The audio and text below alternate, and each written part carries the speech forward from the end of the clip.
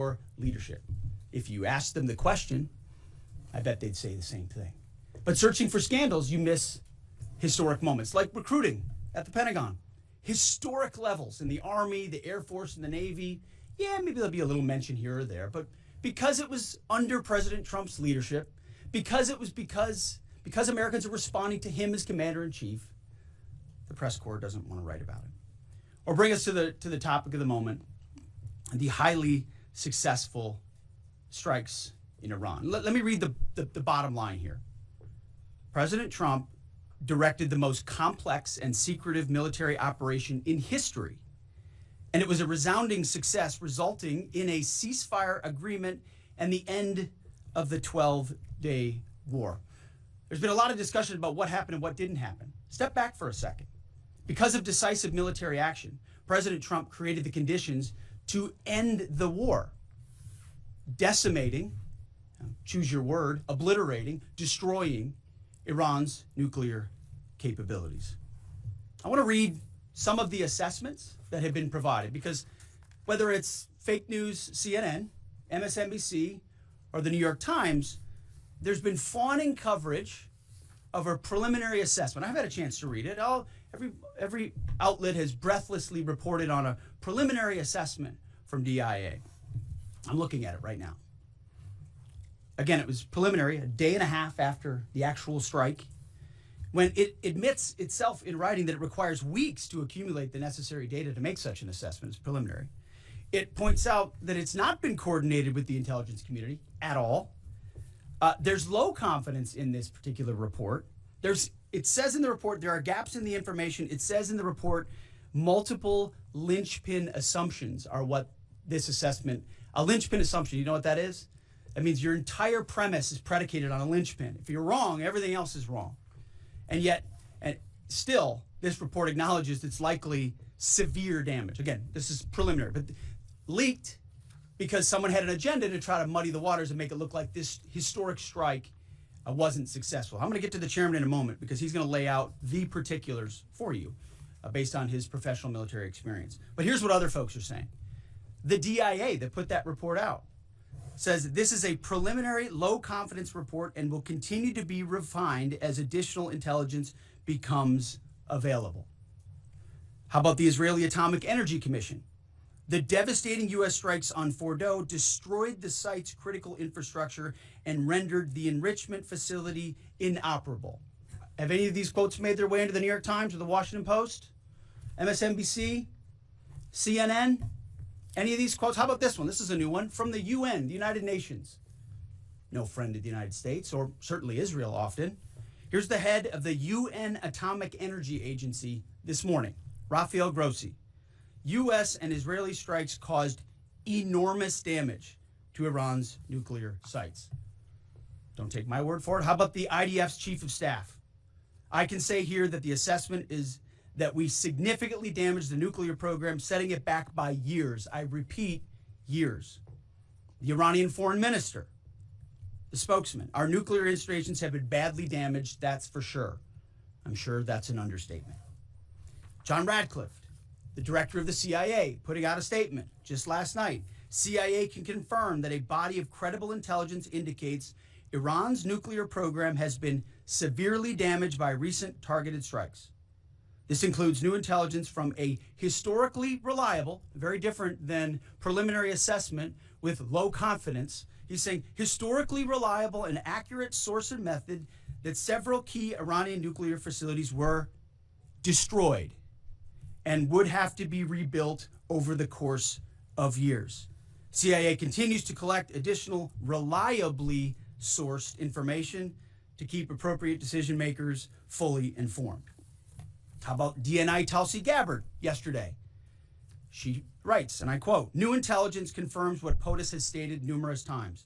Iran's nuclear facilities have been destroyed."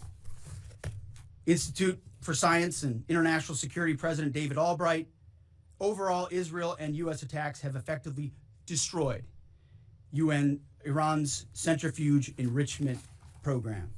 Time and time again, I can go down the list, those that understand, those that see, those that do proper assessments recognize that what the United States military did was historic. And again, before I pass it to the chairman, because you, and I mean specifically you, the press, specifically you, the press corps, because you cheer against Trump so hard, it's like in your DNA and in your blood to cheer against Trump, because you want him not to be successful so bad, you have to cheer against the efficacy of these strikes. You have to hope maybe they weren't effective. Maybe the way the Trump administration has represented them isn't true. So let's take half-truths, spun information, leaked information, and then spin it.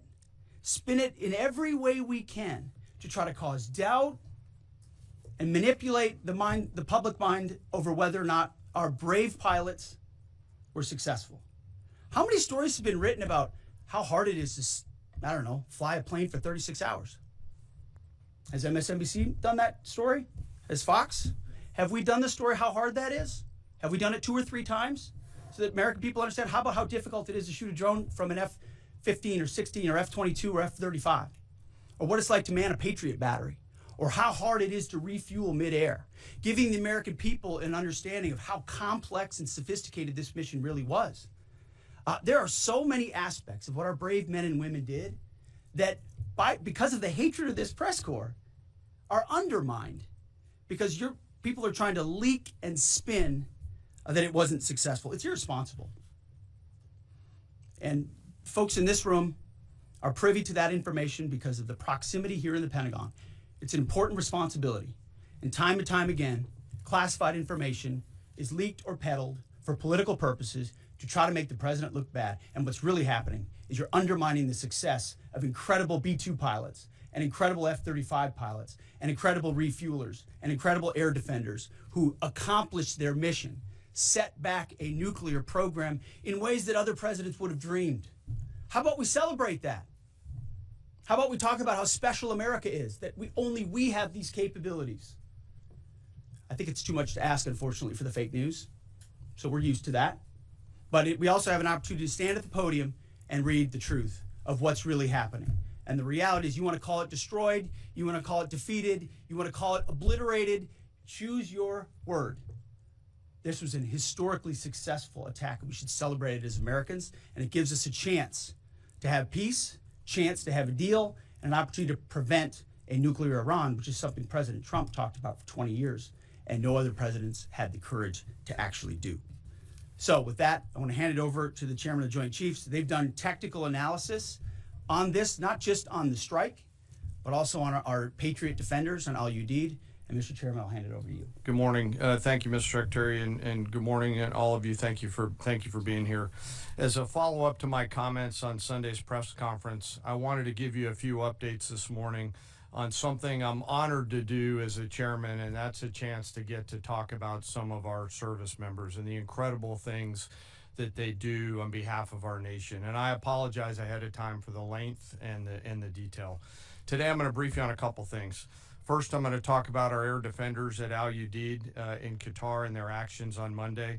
Then I'm going to walk you through a little bit about the academics that went into the attack against Fordo, the massive ordnance penetrator weapon, and we're going to show a video that highlights the effects that weapon has. Of course, nobody was down inside the target, so we don't have video from the target. First, on Monday. As the president has stated, on Monday morning, we began to receive indications and warnings that Iran intended to attack U.S. bases in the region.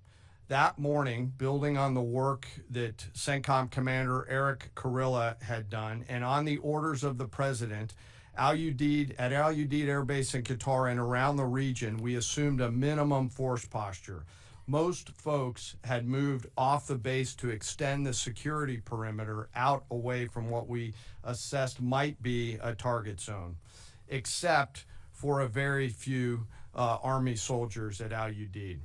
At that point, only 2 Patriot batteries remained on base, roughly 44 American soldiers responsible for defending the entire base, to include CENTCOM's forward headquarters in the Middle East, an entire air base, and all the U.S. forces there.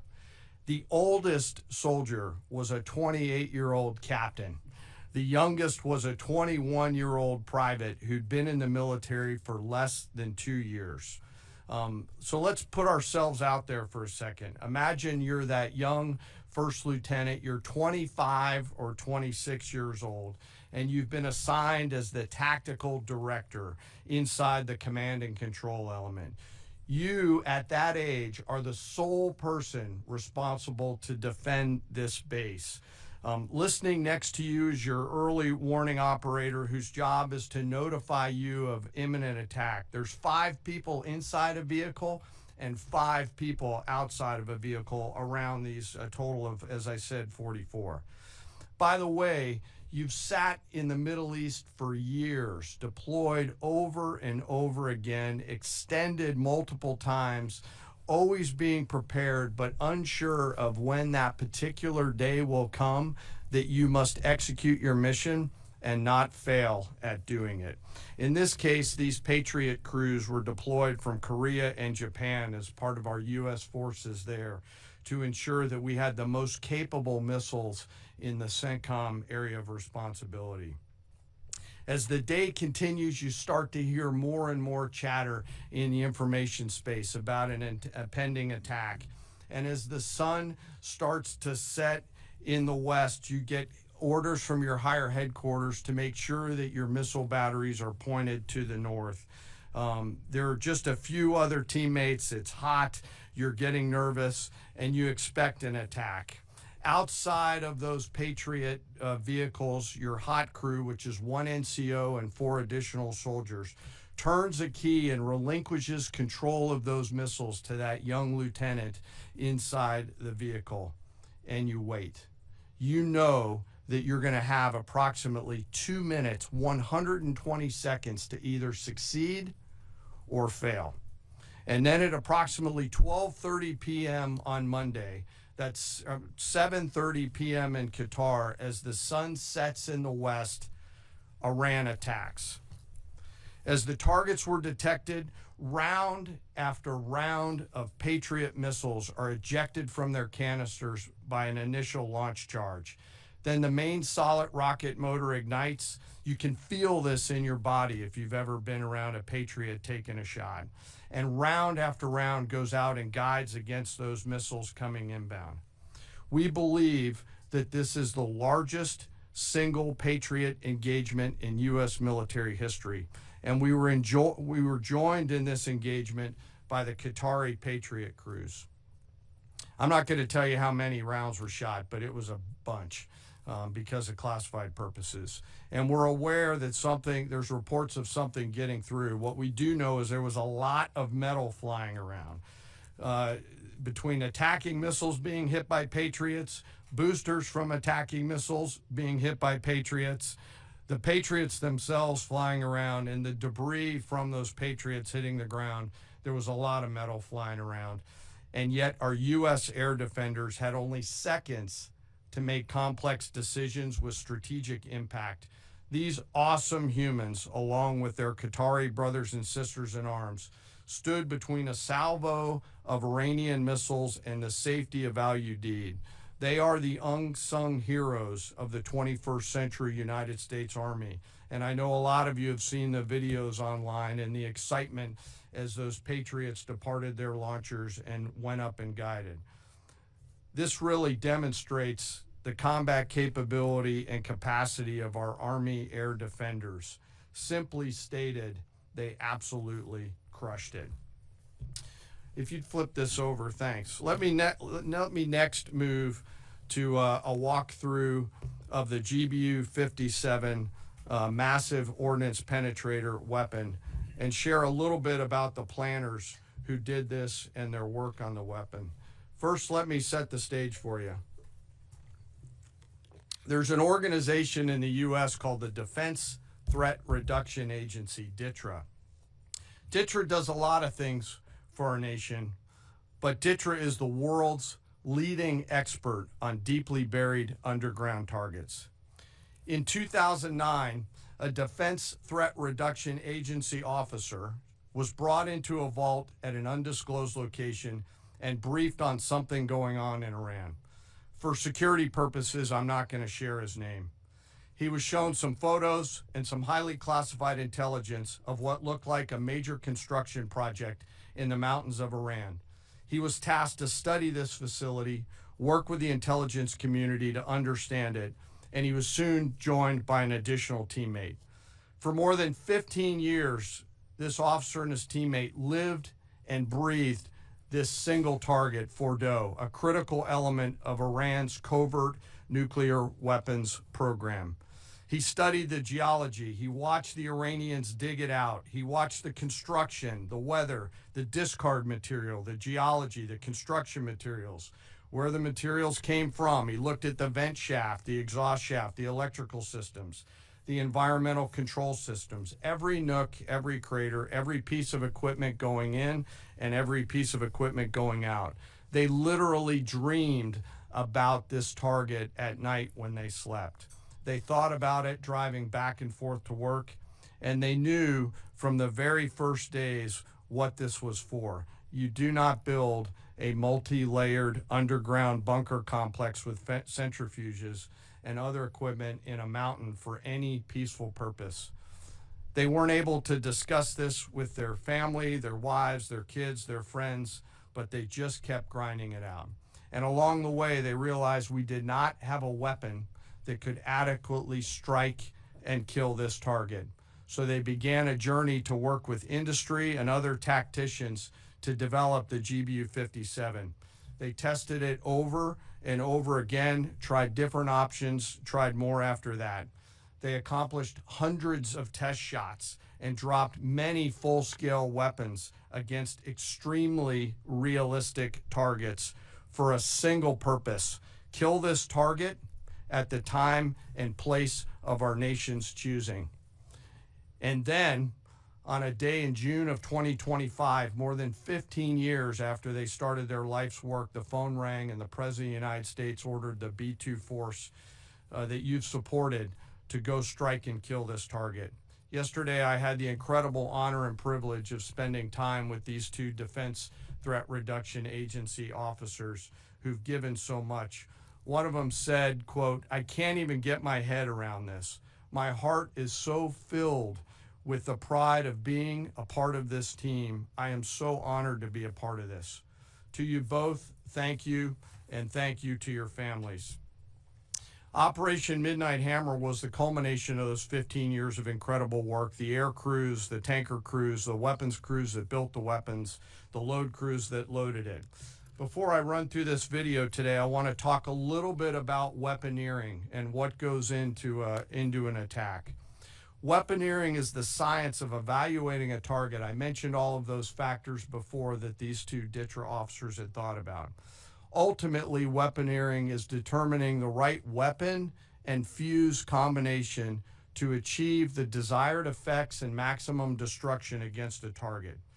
In the case of Fordo, the DITRA team understood with a high degree of confidence the elements of the target required to kill its functions, and the weapons were designed, planned, and delivered to ensure that they achieve the effects in the mission space. By the way, in the beginning of its development, we had so many PhDs working on the MOP program, doing modeling and simulation, that we were quietly and in a secret way the biggest users of supercomputer hours within the United States of America. So let me talk about the graphic a little bit. And the GBU-57, which all of you I know is a 30,000 pound weapon dropped only by the B-2. It's comprised of steel, explosive, and a fuse, programmed bespokely each weapon to achieve a particular effect inside the target. Each weapon had a unique desired impact angle, arrival, final heading, and a fuse setting. The fuse is effectively what tells the bomb when to function. A longer delay in a fuse, the deeper the weapon will penetrate and drive into the target. So on Fordo, In June of 2008, you can see these 3 holes. Depicted here is the main exhaust shaft with 2 additional ventilation shafts on either side. The United States decided to strike these 2 ventilation shafts, as seen here on the main graphic, as the primary point of entry into the mission space. In the days preceding the attack against Fordow, the Iranians attempted to cover the shafts with concrete to try to prevent an attack. I won't share the specific dimensions of the concrete cap, but you should know that we know what the dimensions of those concrete caps were. The planners had to account for this. They accounted for everything. The cap was forcibly removed by the first weapon, and the main shaft was uncovered. Weapons 2, 3, 4, 5 were tasked to enter the main shaft, move down into the complex at greater than 1,000 feet per second, and explode in the mission space. Weapon number 6 was designed on each side, so there were 6 on each side. Weapons number 6 was designed as a flex weapon to allow us to cover if one of the preceding jets or one of the preceding weapons did not work. The video I'm about to show you is a culmination of over 15 years of development and testing. As I said, hundreds of test shots on various models. This is one weapon. So if you take a view of this as 5 additionals, you'll get a sense of what this looks like. Hopefully you can see it and there's not too much reflection. Tom runs our videos out there. We'll run it at full speed so you can see it and then go back through it. Go ahead, Tom.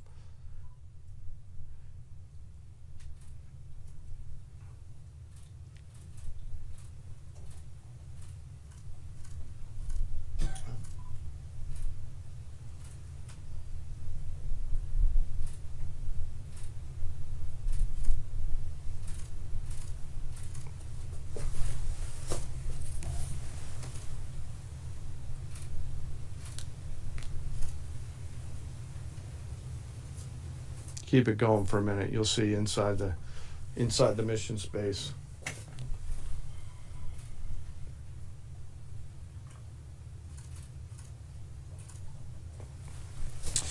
Unlike a normal surface bomb, you won't see an impact crater because they're designed to deeply bury and then function. I know there's been a lot of questions about that. All 6 weapons at each vent at Fordow went exactly where they were intended to go. A bomb has 3 effects that causes damage: blast, fragmentation, and overpressure. In this case, the primary kill mechanism in the mission space was a mix of overpressure and blast, ripping through the open tunnels and destroying critical hardware. The majority of the damage we assessed based on our extensive modeling was a blast layer combined with the impulse extending from the shock. Imagine what this looks like 6 times over. A point that I want to make here: the Joint Force does not do BDA. By design, we don't grade our own homework. The intelligence community does.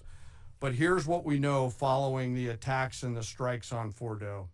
First, that the weapons were built, tested, and loaded properly. 2, the weapons were released on speed and on parameters. 3, the weapons all guided to their intended targets and to their intended aim points. 4, the weapons functioned as designed, meaning they exploded. We know this through other means, intelligence means that we have, that were visibly, we were visibly able to see them.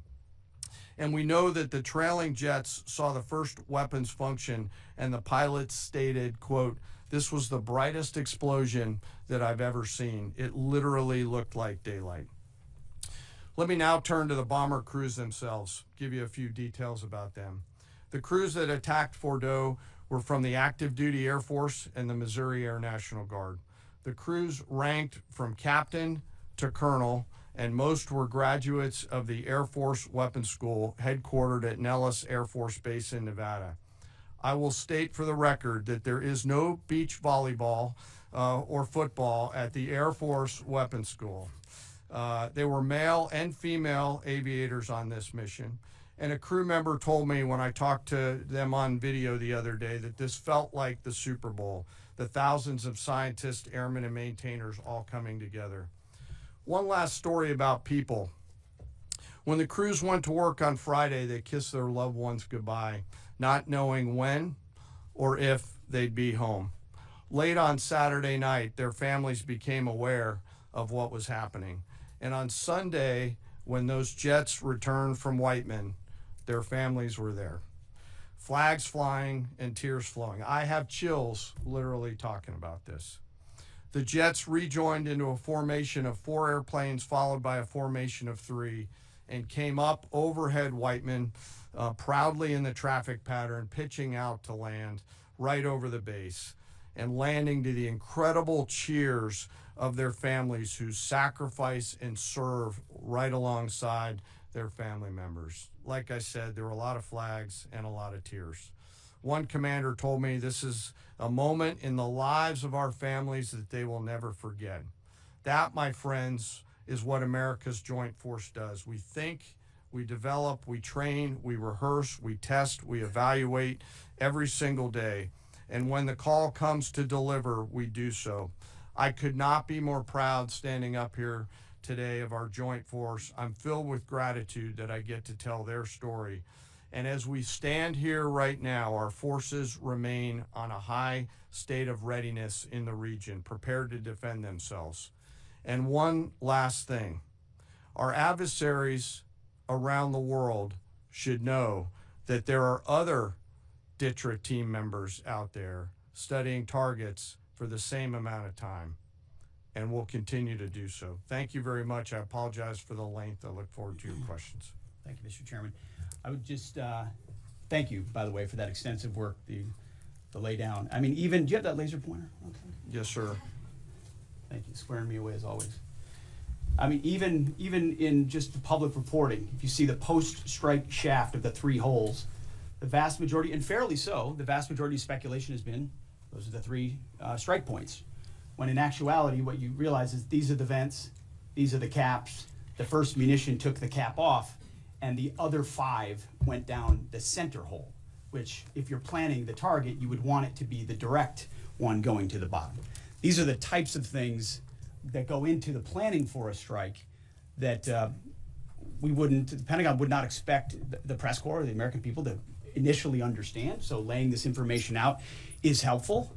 But it's also why we asked for a beat, for a moment, for a day or 2, the opportunity to tell that story. Because as the chairman said, these men and women that did this mission, they just want to do their job. They're not expecting their story to be told. They're not expecting the glory. They are grateful for the flags and the hugs of family. That's why they do the job. But they also know they were a part of something historic. We know how historic it was. The chairman does. I know. Our staffs know. And so that's why we are, and the President of the United States knows. And that's why it's almost personal when we see the way in which leaks are used to try to disparage the outcome or muddy the waters about the impact of what happened without being responsible with information and allowing the professionals to assess and provide that information just like the chairman did. So thank you, Mr. Chairman, for that information. Sure. And we welcome a few additional questions. Yes, sir. General, on Sunday you said final battle damage will take some time.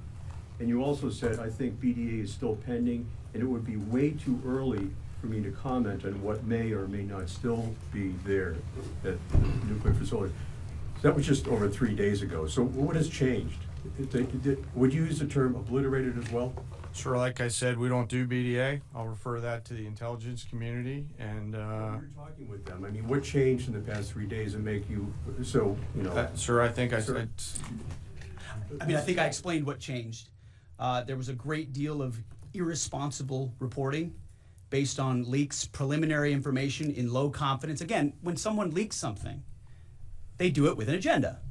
And when you leak a portion of an intelligence assessment, but just a little portion that makes it seem like maybe the strike wasn't effective, then you start a news cycle, whether it's the Washington Post or Fox News or CNN or MSNBC, you start a news cycle. that starts to call into question the ethics. No, that's why. So you bring the chairman here, who's not involved in politics. He didn't do politics. That's my lane to understand and translate and talk about those types of things. So I can use the word obliterated. He could use defeat, destroyed, assess, all of those things. But ultimately, we're here to clarify what these weapons are capable of, which anyone with, two eyes, some ears, and a brain can recognize that kind of firepower with that specificity at that location and others is going to have a devastating effect. So we all recognize there will be days and weeks ahead. That's why yesterday I said, if you want to know what's going on at Fordo, you better go there and get a big shovel, because no one's under there right now. No one's under there able to assess, and everyone's using reflections of what they see. And that's why the Israelis, the Iranians, the IAEA, the UN, to a man and to a woman who recognize the capability of this weapon system, are acknowledging how destructive it's been. So that's what's changed. Just 3 or 4 days later. What See, changed? this is a point. This is how difficult it is to actually manage. You just watched a video of what this weapon is capable of. That's where we find our confidence, is in the skill of men and women and the capability of the systems they employed, and the recognition so far in the reflections that it was a highly successful mission. Sure, I think you could, I'd say go out, the IC should be able to help you answer that question. They look at a variety, as the Secretary has alluded to, we look at a variety of things. I don't do that, they do. All different sources of intel, which I'd refer you to them to get clarity on the end state. So again, I go back to the IC, whether it's Director Radcliffe or ODNI Gabbard. I read the statements at the beginning. They're the ones aggregating the intelligence, and they're saying nuclear facilities were destroyed and would have to be rebuilt over a number of years. Facilities were destroyed. What do we got right here? So you cited a body of credible intelligence to suggest that the damage at Fordo and other places. What is that referring to, and when can we see it? I was reading from the CIA director's statement, which came out last night. CIA, again, they do the BDA, they do the assessment.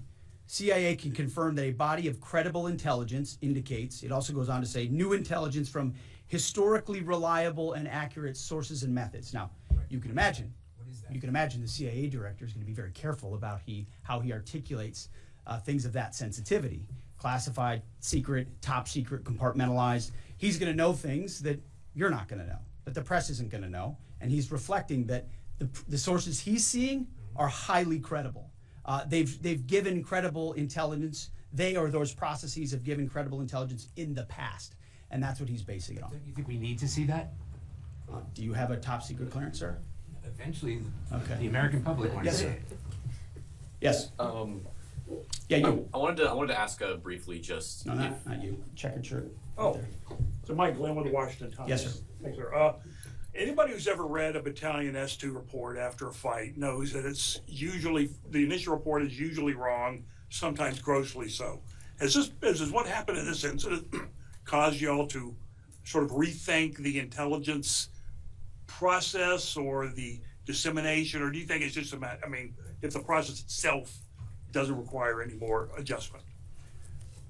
Well, I can tell you what the chairman told me in the Situation Room and reminded us all, which is alongside what you just said, sir, is that the first reports are almost always wrong. They're almost always incomplete, right?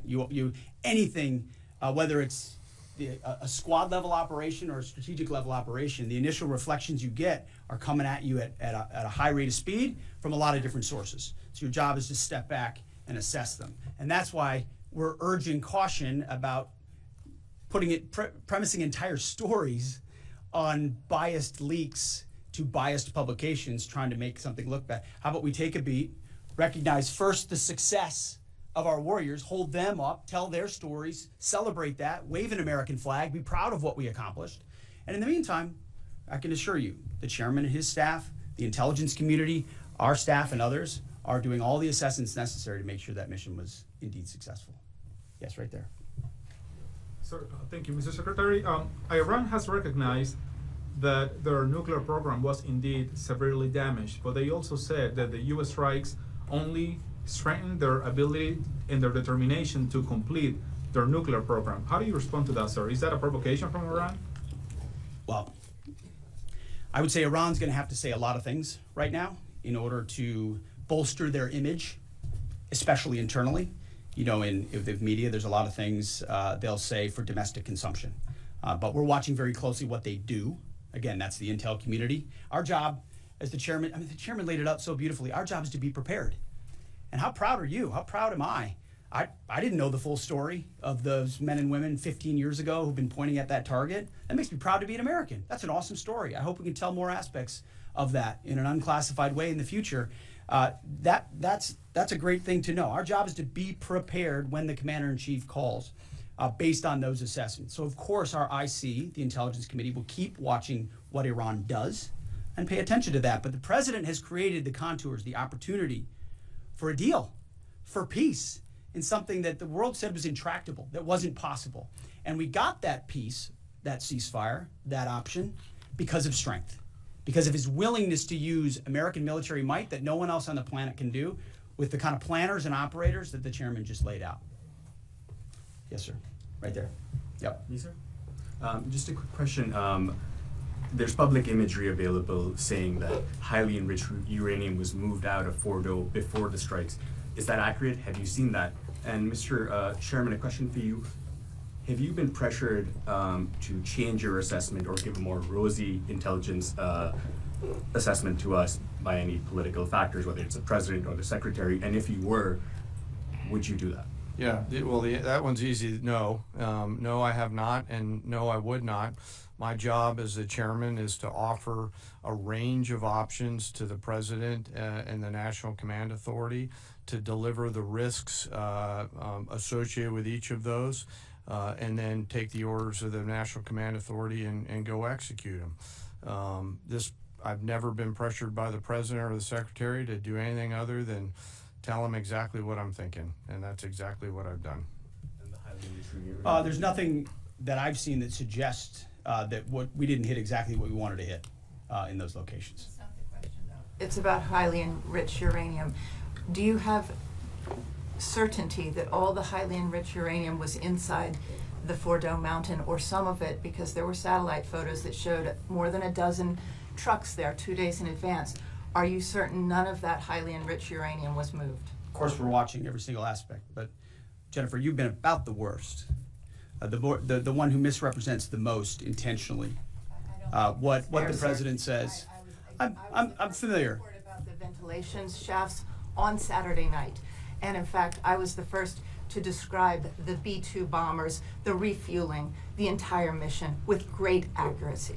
So I take issue with that. I appreciate you acknowledging that this was the first the most successful mission based on operational security that this department has done since you've been here, and I appreciate that. So we're looking at all aspects of intelligence and making sure we have a sense of what was where. Why not acknowledge the female pilots that also participated in this mission? The early messages that you sent out only congratulated the boys. So when I say something like our boys and bombers, see, this is the kind of thing the press does, right? Of course, the chairman mentioned a female bomber pilot. That's fantastic. She's fantastic. She's a hero. I want more female bomber pilots. I hope the men and women of our country sign up to do such brave and audacious things. But when you spin it as, because I say our boys and bombers as a common phrase, I'll keep saying things like that, whether they're men or women. I'm very proud of that female pilot, just like I'm very proud of those male pilots. And I don't care if it's a male or a female in that cockpit, and the American people don't care. But it's the obsession with race and gender in this department that's changed priorities. We don't do that anymore. We don't play your little games. Yes, right there. For certain that the uranium was removed from the facility before the B-2 struck. So I'm not aware of any intelligence that I've reviewed that says things were not where they were supposed to be, moved or otherwise. Yes. Kelly Meyer with News Nation, and just off the top, I want to say we're grateful for the service of these pilots and everybody that serves. I wanted to ask you, the CIA statement said, when possible, they will provide updates and information to the public for transparency, and I believe that's what we're looking for here. Do you commit to share the Defense Intelligence Agency report when it is ready, so the American people can understand more about the intelligence assessment? Well, actually the report that was discussed, this preliminary report, was what's called a restrike report. So it comes to us to give us an assessment whether a target would need to be restruck, right? That's the reason why. So based on internal feedback loop that we're supposed to have access to. Unfortunately, someone took advantage of that. But whatever is supposed to be made public will be, but whatever has to stay sensitive. Sir, will be can as I well. just jump in? You know, one of the things that I'm trying to do through this journey that we're on together, of course, transparency, but also the requirement to really protect these capabilities. I guess the time's up. So there's a balance in there, right? We do need to preserve options should the nation and the joint force be tasked to go do something again. So I'm confident we'll find the middle ground, but there are some things that if asked, I'd want to not release related to. So we're going to leave it right there. I want to thank the heroism of our men and women in the military. What they accomplished is truly historic, setting back the Iranian nuclear program untold number of years. It was a devastating attack. We appreciate you covering it. Thank you very much, Yes, sir. Mr. Chairman. Thank you. Talk a little bit more about the role, sir.